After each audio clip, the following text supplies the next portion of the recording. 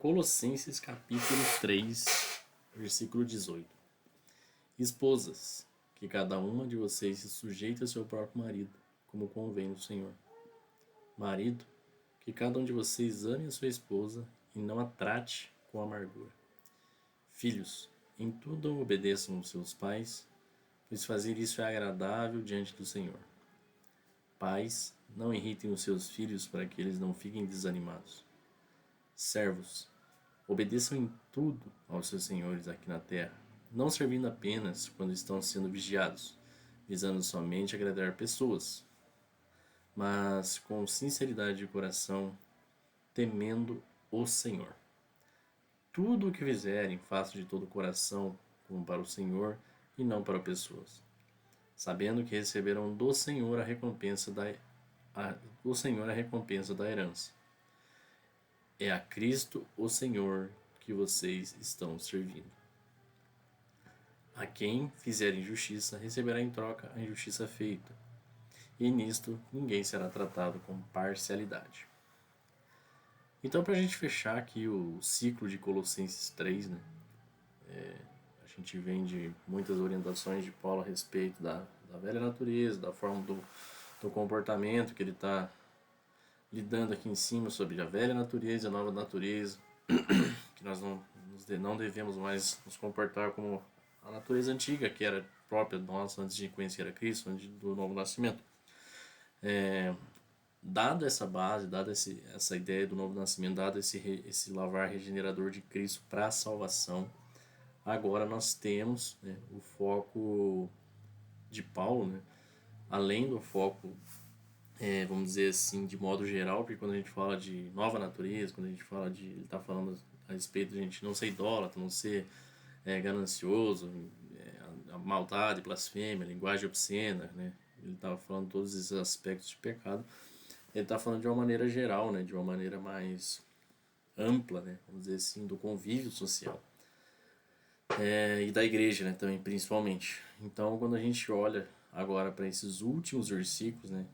Voltando a falar sobre a carta de Colossenses, é realmente uma carta escrita, essa carta sendo escrita no objetivo de Paulo realmente dar um norte, de realmente Paulo dizer o que ele entende da parte do Senhor Jesus Cristo, que é o correto, né, para a igreja, e que ela deve seguir, trilhar por esses ensinos, não se desviando com vãs doutrinas, com falsas doutrinas, com doutrina de homens, não se deixando enganar, muitas das vezes,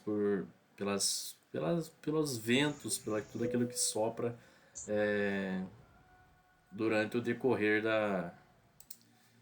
Então agora nós temos justamente Paulo trazendo esse foco para a vida do lar, né? Não somente, né, como ele vem pavimentando, né, a doutrina que ele deseja para a igreja de Colosso, no sentido do entendimento da salvação, do entendimento da nova natureza, e agora ele vai trazer justamente essa doutrina na aplicação prática da vida social do cristão, que é onde o cristão passa a maior parte da vida social ou da vida dele, né, com sua família, ou, né, no seu trabalho, né, ou fazendo coisas relacionadas ao trabalho. E o primeiro ponto que ele vai justamente trazer aqui é esse relacionamento familiar, né, onde ele vai começar a primeiro orientar as esposas, né.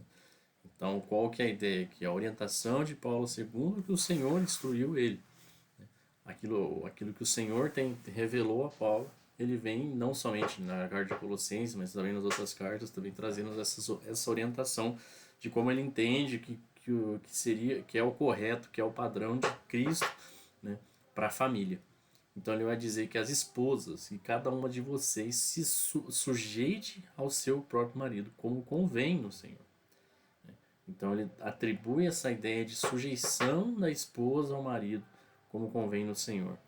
Então esse papel de uma esposa submissa, de uma esposa que realmente honra o seu marido, né, que caminha lado a lado com o seu marido, e em nenhum momento essa ideia é de uma escrava, em nenhum momento essa ideia de menospreza a mulher, mas muito pelo contrário, coloca ela no lugar onde Deus estabeleceu ela para estar, que é o lado do homem, né? Quando a gente olha, né, quando a gente pega, né, que lá Deus tirou a costela do homem, né, justamente um membro ao lado do homem, né, ele podia ter tirado de qualquer outro lugar, de repente do osso do pé, do osso da coxa, né, que seriam membros inferiores, né, de repente trazer essa associação, mas ele pega e traz da costela, que é justamente um membro ali do centro, um membro que realmente que vai caminhar lado a lado com o homem, né. Deus percebe que o homem, não é, o próprio Deus fala, não é bom que o homem esteja só, né? É uma reflexão, é o Criador olhando para aquilo que ele fez, né, na sua perfeição daquilo que ele fez, e ele fala, cara, de tudo que eu fiz, eu analiso que não é bom que o que eu fiz continue só, né? Então, dentro daquilo que Deus fez, que é perfeito, é maravilhoso, Deus ainda vê algo para melhorar, né? E ele coloca justamente a mulher ao lado do homem para que ele seja sujeito, para que ele seja auxiliador, para que ele seja a guia dentro daquilo que lhe compete, né? O Espírito Santo é o nosso orientador, o Espírito Santo é o nosso guia, Jesus é a nossa direção, mas o Senhor, dentro dos seus propósitos, colocou as nossas esposas ao nosso lado, né? E a grande questão é que esposas virtuosas, esposas que ouvem a Deus, regem o seu lar, orientam os seus esposos de maneira correta, são sábios no lar e edificam o seu lar, né? Diferente da mulher tola, né, que destrói o lar, a mulher sábia é uma mulher que edifica o seu lar. E aí ele aponta, né, agora pro segundo elemento, né? Primeiro ele fala com a esposa, porque é engraçado, né? Porque é o que a gente fala, né? A esposa muitas vezes é o termômetro do lar. Uma esposa infeliz, uma esposa que não está satisfeita, uma esposa que não está contente, logo filhos não estarão bem, marido não vai estar bem, esse lar vai estar em completa desarmonia. Mas uma esposa bem, uma esposa resolvida, uma esposa cheia da paz de Cristo, tudo flui na casa. O marido pode não estar bem, os filhos podem não estar bem, mas se a esposa está bem, tudo continua funcionando. E aí ele vai trazer a ideia justamente para os maridos. Maridos, que cada um de vocês ame a sua esposa e não a trate com amargura, né? Então, ele vai trazer esse entendimento mais profundamente na outra carta, né, dizendo, né, lá em Efésios, maridos amem as suas esposas assim como Cristo amou a igreja, né, dando a sua vida, entregando por completo, né. Ao mesmo tempo que ele pede à esposa a sujeição, ele joga para o marido a responsabilidade de amar profundamente a sua esposa como Cristo amou a igreja. Não tratando ela com amargura. O amor não tem que ser um amor de suportar, né? Um amor de, eu tenho que amar essa mulher porque Deus está mandando. Mas é um amor de desejo, um amor de, cara, eu tenho prazer em satisfazer a minha esposa, eu tenho prazer em vê-la feliz, eu tenho prazer de me doar a vida que o Senhor me concedeu em prol da minha esposa. O terceiro elemento, né, que ele vai orientar é os filhos. E para os filhos a supremacia é obedeçam aos seus pais. A ideia de obediência, né, ela não está só ligada. Quando a gente olha para a Bíblia como um todo, né, Deus sempre falando para o povo: obedeçam e vocês viverão, né, não obedeçam e morrerão. Porque é justamente essa ideia de que a obediência ela produz bons frutos. Então, ele vai trazer um pouco dessa ideia nos próximos versículos. Mas em suma, né, a orientação para os filhos é muito simples: obedeçam. Obedeçam aos seus pais. Né? Porque pais alinhados, pais que estão debaixo da orientação de Deus, pais que estão caminhando segundo a vontade de Deus, terão orientação, seus filhos terão o caminho e o direcionamento correto para os filhos, que por sua vez, sendo filhos, sendo imaturos, ainda precisando de experiências, precisam da correção e precisam do direcionamento dos pais. E ele vai enfatizar, pois fazer isso é agradável diante do Senhor. Se tem uma coisa que é agradável diante do Senhor, é a obediência. E principalmente a obediência dos filhos aos pais. E a gente vai olhar, né, lá em Êxodo, justamente o primeiro mandamento com promessa, que é: honra teu pai e tua mãe, para que prolongue os seus dias nessa terra. Então é um mandamento. Marcel, A obediência justamente está ligada a essa questão do prolongamento dos dias na terra. Então, da mesma forma que ele fala para os filhos, né, então a gente tem essa orientação para a esposa, tem orientação para o marido, tem orientação para os filhos. Né? Agora, ele vai trazer novamente a orientação para os. E aí ele vai jogar de novo agora para isso. Quando ele fala pais, né, ele está falando esposa e maridos. Então, ele está falando: pais, não irritem os seus filhos, para que eles não fiquem desanimados. Beleza? Então, nesses 4 versículos, a gente tem instruções claras e diretas ao convívio familiar. Primeiro a esposa, trazendo a ideia de sujeição ao marido. pro marido, trazendo a ideia de amor incondicional à esposa, para os filhos, trazendo a ideia de que precisam obedecer aos pais, porque isso é agradável diante do Senhor. E agora ele traz a outra questão, que é pais não irritem os seus filhos para que eles não fiquem desanimados. E só entende isso quem vive a dinâmica familiar. Né? Quem vive a dinâmica só. É engraçado. Para Paulo dar um conselho desse é porque ele tinha conhecimento de causa disso aqui. Porque ele sabe, né, que essa dinâmica de correção, porque a ideia de obediência, muitas das vezes, do filho, né, você exigir uma obediência do teu filho, você pedir para que ele se comporte, muitas vezes, de tal maneira, porque ele tá no a, a revelação completa da verdade, uma criança não tem a completa revelação da verdade. Então você precisa muitas das vezes criar sinais, criar correções para que esse filho, com o passar do tempo, entenda que tudo aquilo que lhe era proibido, na verdade, não era porque lhe era proibido, no sentido de que ele não podia fazer, mas era o amor sendo manifesto para que ele compreendesse a verdade. Então, um exemplo prático disso, do que eu estou falando, é quando a criança tendo pôr o dedo na tomada, né? A inclinação dela de fazer o mal é impressionante, porque se você fala para ela não põe o dedo na tomada, ela vai pôr o dedo na tomada. Porque a inclinação de fazer o mal é muito maior do que fazer o correto, do que obedecer, do que fazer o que o texto está dizendo ali no 3:20. Né? A inclinação à obediência é sempre contrária para a criança. Né? Então, quando você diz não põe o dedo na tomada, ela inevitavelmente vai te desafiar. E esse desafio ele precisa ser corrigido de alguma forma. Esse desafio precisa ser aplicado, confrontado de alguma forma. E infelizmente, eu particularmente posso estar errado no que eu estou falando aqui, mas eu não conheço poucos métodos que revelem para uma criança o que é a verdade, a não ser a correção, a não ser a disciplina. Eu não estou falando de espancamento, eu não estou falando também de todo mundo que está batendo numa criança. Mas é entender que existem métodos e maneiras de você abordar, né, nos diferentes níveis de desobediência. Porque se minha filha me desobedece numa coisa que primeiramente eu nem corrigi ela, a minha correção é branda. Mas conforme a reincidência vai continuando naquilo, a minha disciplina ela precisa aumentar a severidade.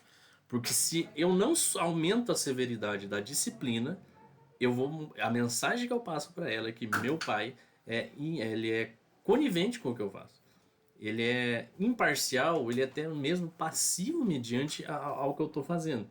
E por que eu falo dessa forma? Porque a gente vê Deus trabalhando com o povo, né? No Antigo Testamento e no Novo Testamento a gente vê de certa forma isso acontecendo, talvez não tão claramente, porque parece que o foco do Evangelho do Novo Testamento é um pouco diferente. Mas no Velho Testamento a gente vê esse caráter do Pai sendo revelado com o povo de Israel, né? Porque Deus é brando, Deus vem e avisa com os profetas, Deus fala, não se envolvam com os outros deuses, não façam isso. Você vê que Deus vai sendo brando, Deus vai sendo misericordioso, Deus vai sendo bondoso, até que uma hora acaba a misericórdia, acaba a bondade, Deus vem e maceta Israel. E mesmo macetando Israel, mesmo fazendo tudo o que ele fez com Israel, era o desejo de que eles se voltassem para ele. Era o desejo de Deus que eles inclinassem o coração em amor para com ele. Então essa tratativa, essa dinâmica, ela é complexa. Né? Talvez olhando assim, né? Não, pais não irritem os seus filhos. É simples no falar, mas muitas das vezes, para que você leve ele à obediência, para que você leve os filhos a um lugar de honra e de compreensão, pode haver que vai haver o choque, vai haver o confronto. A criança não vai querer fazer, ela não vai querer abrir mão daquilo, ela vai achar que você está errado, ela vai achar que a forma como você está conduzindo não está correta.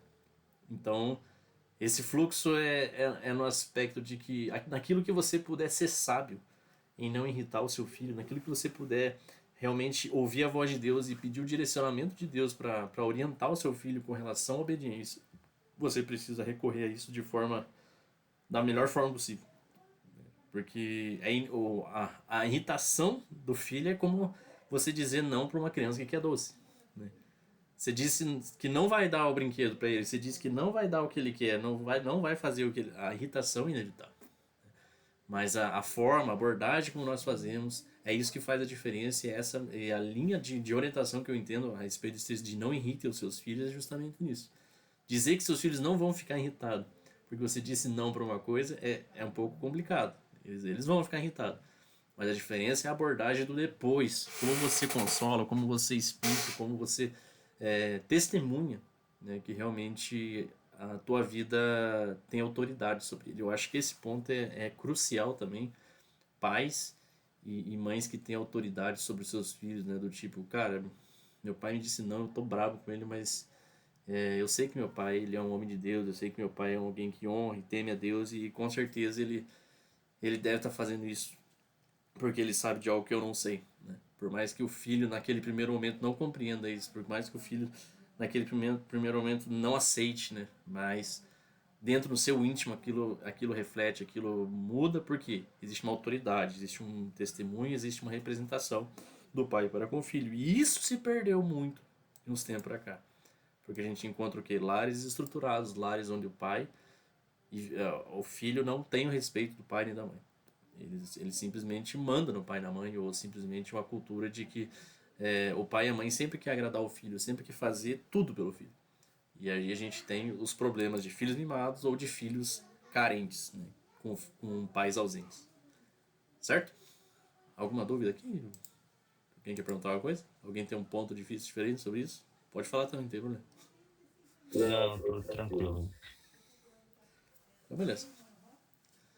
Então aqui a gente termina o convívio familiar e aqui ele vai trazer um aspecto, né, que eu já falei algumas vezes a respeito dessa ideia de servos, né, porque ele está falando justamente num contexto histórico, né, de escravidão, de que existiam pessoas que eram escravas, que existiam pessoas que a escravidão não era uma coisa abolida.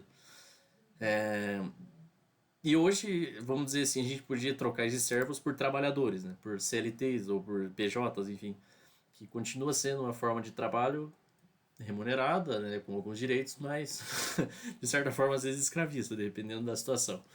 Mas seguindo essa ideia do só para exemplificar, ele está justamente trazendo essa ideia dos escravos, né? Só para a gente entender, porque o resto do texto fica estranho se você traz só para trabalhador para os dias atuais. Né? Mas ele diz: servos em tudo obedeçam aos seus senhores aqui na terra, não servindo apenas quando são vigiados, visando somente agradar pessoas, mas com sinceridade de coração, temendo ao Senhor. Tudo o que fizerem, faça de todo o coração, como para o Senhor e não para pessoas, sabendo que receberão do Senhor a recompensa da herança.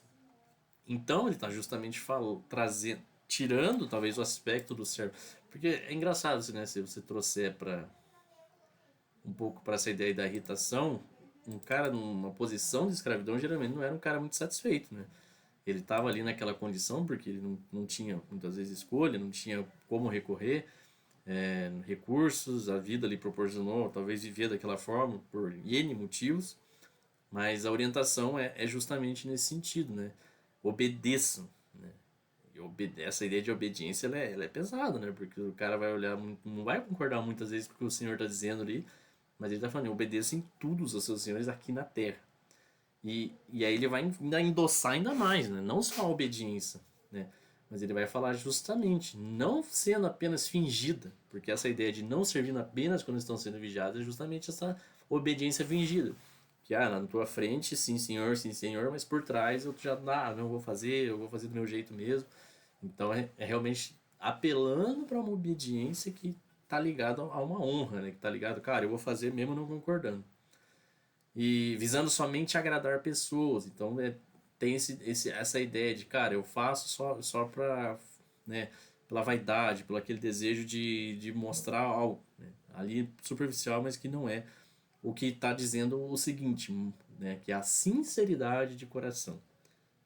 Porque quando nós fazemos coisas só da aparência, quando nós fazemos coisas que só visam, né, o externo, inevitavelmente isso aqui não está acontecendo. Na verdade, está havendo, em vez de haver uma sinceridade de coração, está havendo uma falsidade de coração.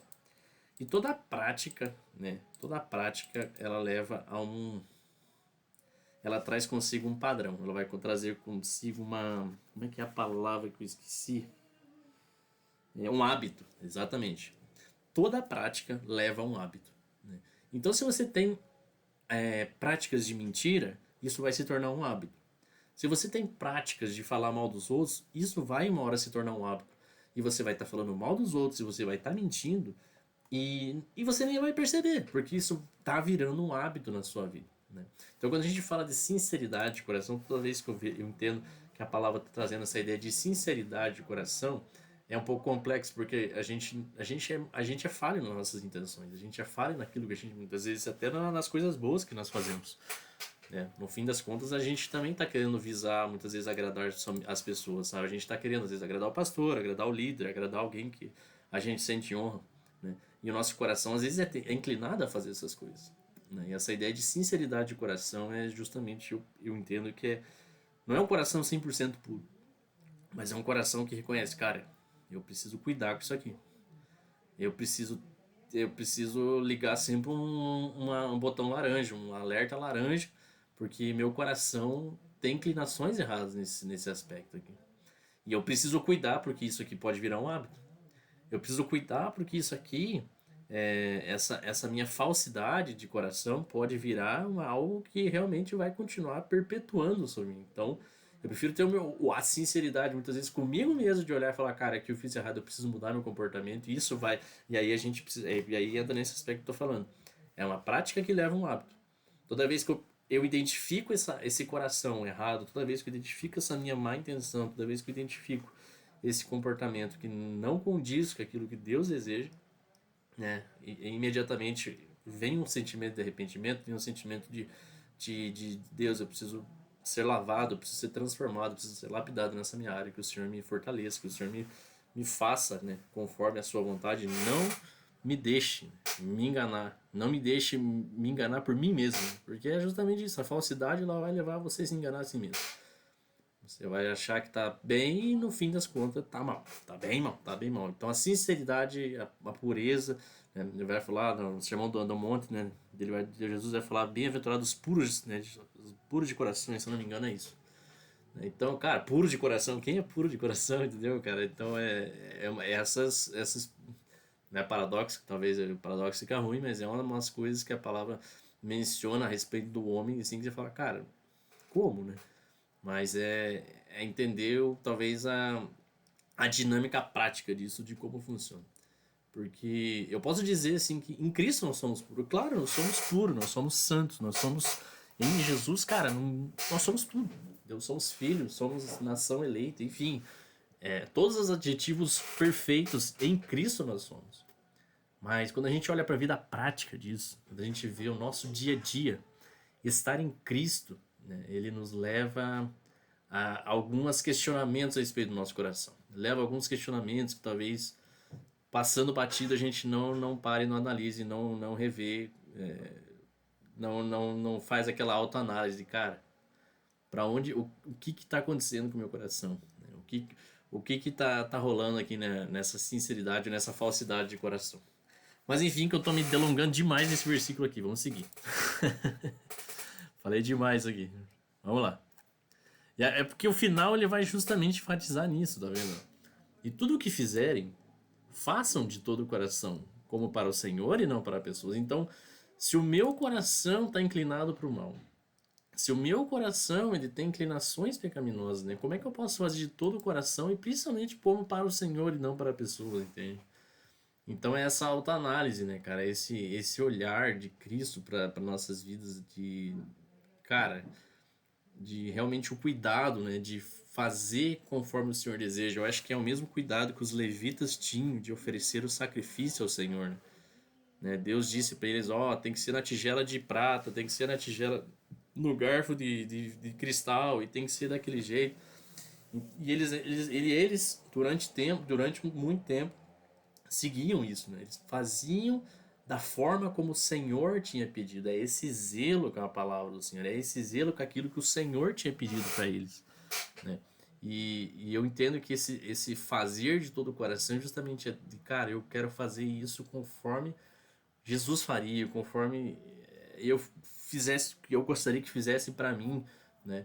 E aí pensando que, mano, eu tô fazendo, pensando que essa pessoa é Deus, efetivamente Deus, e cara, então eu quero honrar Deus fazendo isso para essa pessoa, para esse patrão, no caso aqui que é o contexto de trabalho. Então, em tudo, né? Fazendo da melhor forma possível, não para agradar pessoas, porque pessoas, cara, vai chegar um momento que a gente não vai querer fazer, na verdade, é nada pra elas.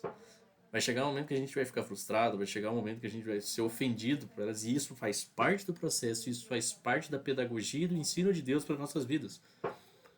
E E a grande ponto é que a gente precisa se agarrar no que a palavra diz. Agora você não faz mais para pessoas, você faz para mim. E se você serve a mim, você continua fazendo com excelência, você continua fazendo em amor, independente se te ofendeu ou não ofendeu. Eu continuo fazendo porque é para Deus e não para homens. E aí, né, para encerrar ali o fluxo, né, ele vai falar justamente sobre sabendo que receberão do Senhor a recompensa da herança. Recompensa da herança. Eu fiquei em dúvida se que daí precisava dar uma olhada no original, dar uma olhada em como é que funciona, se esse ponto existe, né? Mas olhando assim, a grosso modo, basicamente, sabendo que receberão do Senhor recompensa da herança. Ele está falando de uma recompensa da herança para aqueles que, né, procederem dessa forma. Né? Ele está falando de uma recompensa a respeito do comportamento da instrução que está falando. Isso aqui, deixando bem claro, não tem nada a ver com salvação. Né? O problema seria se isso aqui tivesse relacionado com isso aqui, né? É a Cristo, né? A recompensa da herança que é Cristo, né? Vamos dizer assim, que quisesse Cristo. Aí teria um grande problema aqui de teológico, talvez, que é Cristo. Mas eu entendo que existe uma recompensa da herança a respeito de obras. Quando a gente olha para Apocalipse, ele está falando de recompensa para os santos, de recompensa para quem permanecer e prevalecer até o fim. Então, é entender que a Bíblia fala de recompensa para obras, mas obras não tem nada a ver com salvação, né? Deixando bem claro, mas para aqueles que procedem conforme a recompensa da herança, que é a Cristo Senhor que vocês estão servindo. Né? Então, ponto. Então, aqui ele encerra um trecho de proceda dessa forma, caminhe dessa forma, porque é dessa forma que agrada ao Senhor, e dessa forma, agradando ao Senhor, há uma recompensa.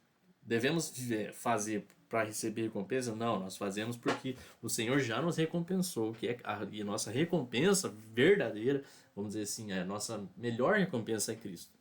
Mas nós sabemos mas nós entendemos que fazendo, o Senhor, mesmo com a sua infinita bondade que já nos recompensou, ainda vai nos recompensar ainda mais. Porque Ele é generoso e abundante em tudo que faz. Diferente de nós, que muitas vezes somos mesquinhos e avarentos. Seguindo a Cristo Senhor que estão servindo. Beleza. E da mesma forma, para encerrar o versículo, ele vai falar: e a quem fizer injustiça, né? Então, da mesma forma que a recompensa para a justiça, né? Quem fizer injustiça receberá em troca a injustiça feita. E nisto, ninguém, ele está falando ninguém, é ninguém. Né? Não tem diferença aqui entre, no meu ver, né, cristão, não cristão, cara, ninguém. Né, será tratado com parcialidade, ou seja, cara, ninguém vai, não tem passada de mão na cabeça de ninguém, cara. Né, fez injustiça, tá agindo injustiça com pessoas, ou pegando, né, nesse aspecto, na família, no trabalho, cara, tá semeando injustiça, colhe injustiça, porque a lei máxima do entendimento bíblico é tudo que você planta, você vai colher. E essa é uma lei universal de entendimento mútuo, né, para crente e não crente.